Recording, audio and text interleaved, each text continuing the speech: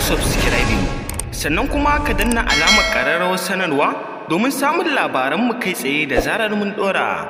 Mun gode da ziyartar wannan channel ɗin tamu mai albarka. Ciki shine idan na ji wani ya yi waƙa wanda ba wacce za ma ta amfani mutane ba,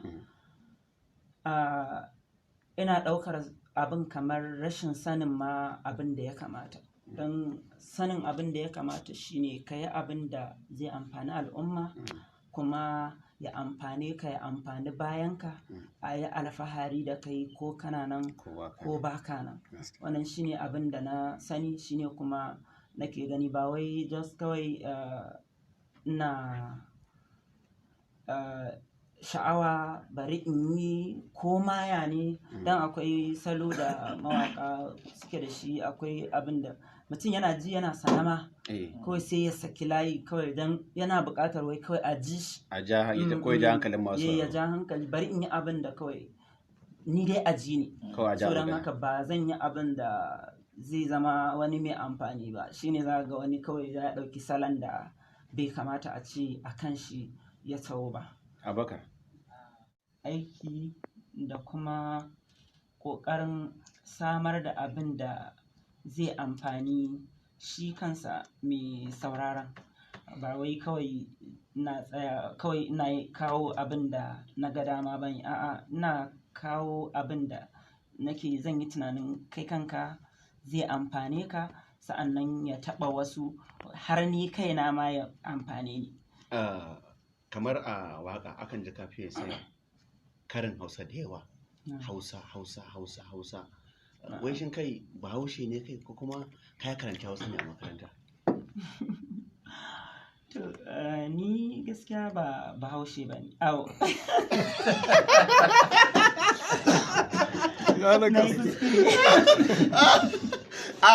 Wannan kenan, kamar yadda ka ji shahararren mawaƙin nan Nura Inuwa ya faɗi waɗansu maganganu waɗanda ya kamata mawaƙa su san da su, domin kuwa ba haka kawai ya kamata mawaƙa su ringa waƙa ba.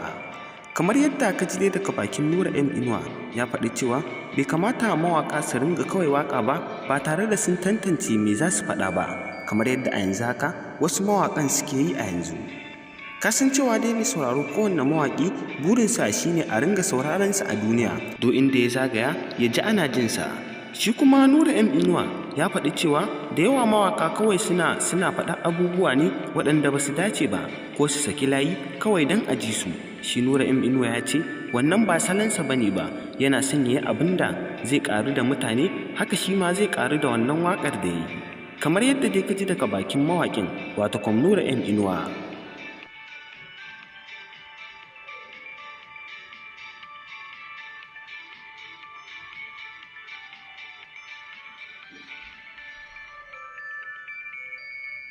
To mai sauraro, da fatan dai ka ji abin da Nura Inuwa ya faɗa har ƙarshe, domin kuwa ka san cewa abin da ya faɗa gaskiya ne, domin kuwa akwai mawaƙan da kawai sakin layi suke don su suna a duniya, kuma suna da burin a ta jinsu a duniya, kuma bai san cewa ba abin da suke yi baya dacewa.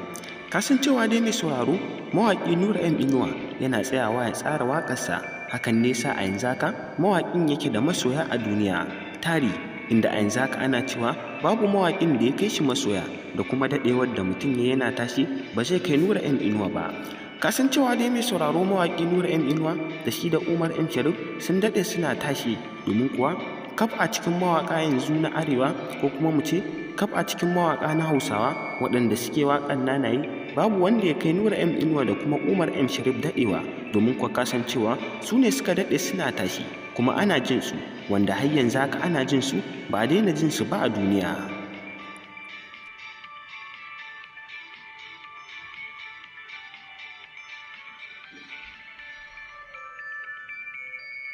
A yanzu haka dai wasu suna faɗin cewa Nura Inuwa kawai yana faɗa ne, amma ba har zuciyarsa ba. Wasu suna ganin cewa Nura Inuwa baƙin ciki yake wasu. A yanzu haka mai sauraro, me za ka iya cewa akan wannan al'amarin? Kai kana ganin cewa Nura Inuwa abin da ya faɗa ya daidai ko kuma bai daidai ba? Domin ko wasu da yawa suna ganin cewa bai daidai ba. Mai sauraro, muna jiran ka da ka yo mana comment a ƙasan bidiyon nan domin jin ta bakinka akan wannan al'amarin da ke wakana a yanzu haka. Mu dai nan muka kawo ƙarshen wannan rahoton namu.